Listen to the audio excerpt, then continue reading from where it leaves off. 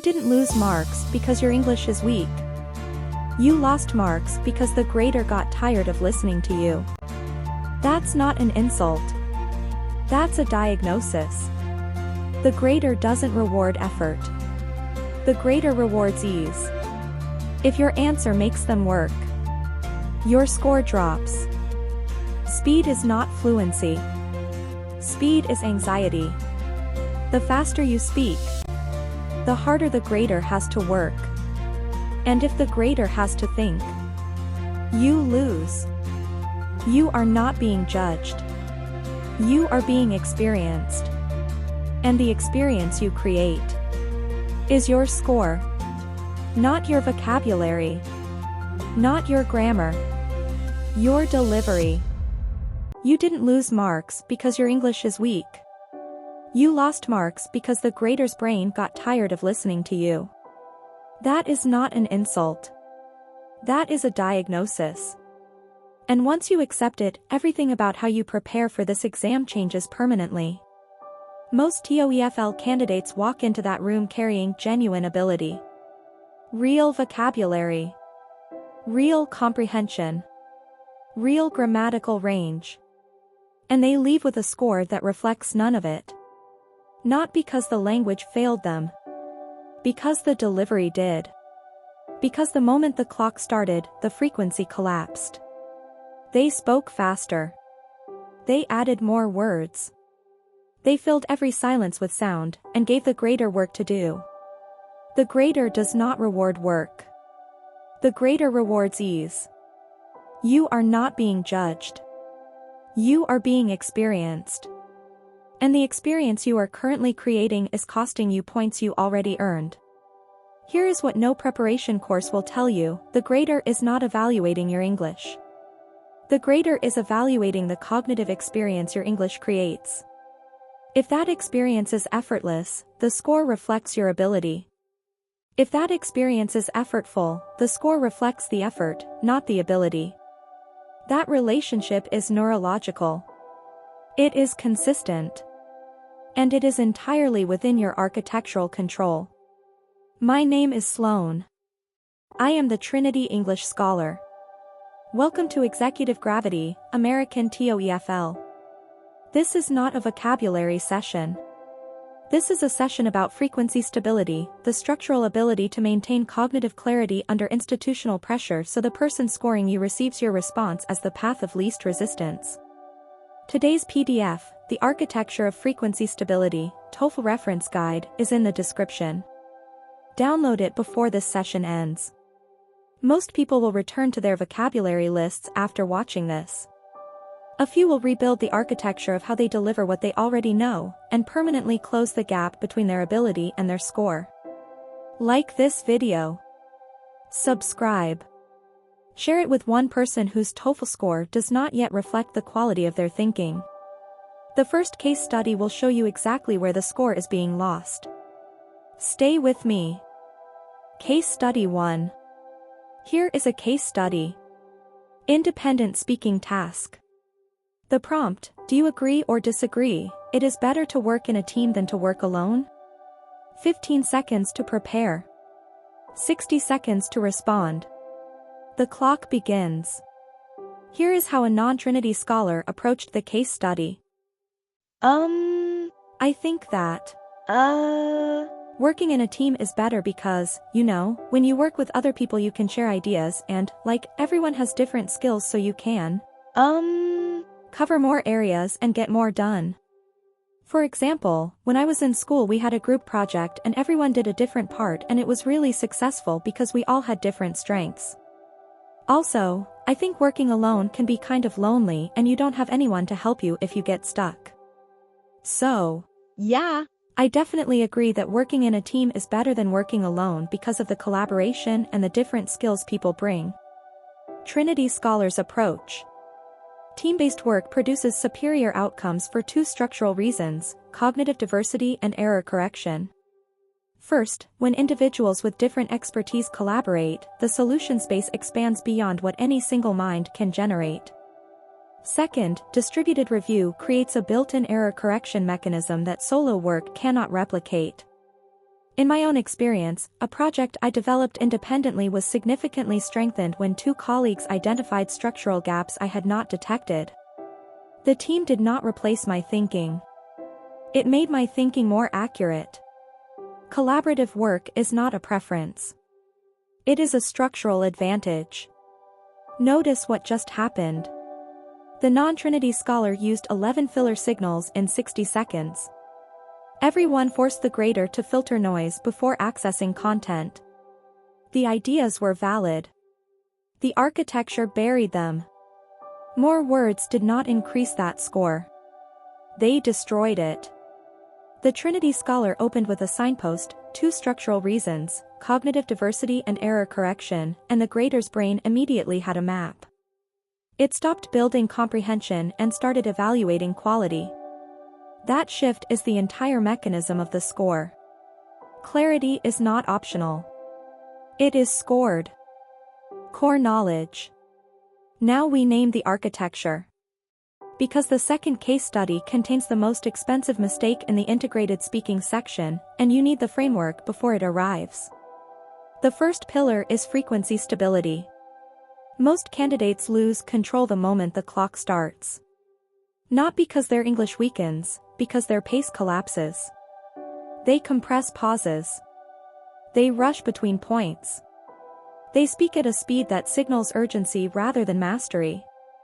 Urgency reads as anxiety. Anxiety reads as a lower score. Speed is not fluency. Speed is anxiety. 3 signals the grader uses to assess your frequency. Pacing, does the candidate maintain a consistent rhythm or accelerate when pressure builds? Completion, does every sentence end where it should, or does the candidate abandon thoughts mid-structure? Recovery, when a complex idea arrives, does the candidate govern it or collapse? Miss even one of these consistently and the score drops, regardless of the quality underneath. The counterintuitive instruction at the center of this framework, when pressure increases, slow down. The pace that feels dangerously slow in practice is the pace that registers as authority to the grader. Deceleration under pressure is the clearest transmission of frequency stability available. Slow down. That discomfort is calibration. The second pillar is signpost priming. Most candidates begin their response by immediately entering the content of their answer. They start explaining before the grader has any structural framework to receive the information. The result, the grader is processing content and building a comprehension map simultaneously, which doubles cognitive load and halves the experience of clarity. If the grader has to think, you lose. A signpost is a sentence that tells the grader how many points are coming and what category they belong to before any content arrives. There are 2 reasons this approach fails, one operational, one financial. The grader now knows the architecture.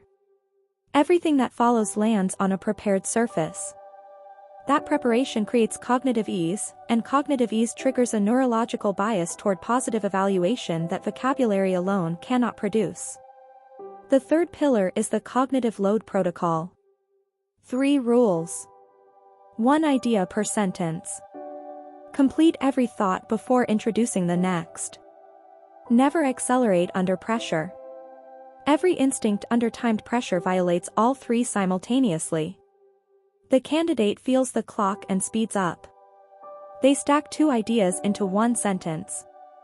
They pivot to a new point before the previous one resolves. Each of those instincts transfers cognitive debt to the evaluator. Silence is stronger than filler. 1 second of deliberate stillness between sentences costs nothing, and returns clarity the grader registers before they are consciously aware of it. The grader does not absorb debt. They score it. Build the response so they never encounter it. Case Study 2. Here is a case study. Integrated speaking task. You have listened to a lecture about 2 challenges facing urban transportation systems. The prompt, explain how the professor's challenges relate to the solutions proposed in the reading passage. Here is how a non-Trinity scholar approached the case study. So the professor talked about, 2 main problems with urban transportation, and the first one was about, I think, congestion? Like how there are too many cars and it creates traffic, and that's a problem for the environment too. And the second challenge was about, I'm not exactly sure how to say this, but it was about how public transportation isn't reliable enough for people to use instead of their cars. And in the reading it said that there were some solutions like building more infrastructure and making public transit better, but I don't remember exactly what they said. So basically the professor's challenges are kind of addressed by the reading's solutions, but I didn't fully understand the second solution. Trinity Scholars Approach. The professor identifies two structural challenges: traffic congestion and public transit unreliability. The reading addresses both through complementary solutions. Infrastructure expansion directly targets congestion by redistributing vehicle load across a wider network. Transit frequency optimization addresses unreliability by reducing service intervals, increasing the practical viability of public transport as a car alternative. The professor's challenges and the reading's solutions operate as a diagnostic and prescription pair. The lecture defines the problem architecture. The reading provides the corrective framework. This is where the score drops. 3 uncertainty signals in one response. I think, congestion? I'm not exactly sure how to say this. I didn't fully understand the second solution.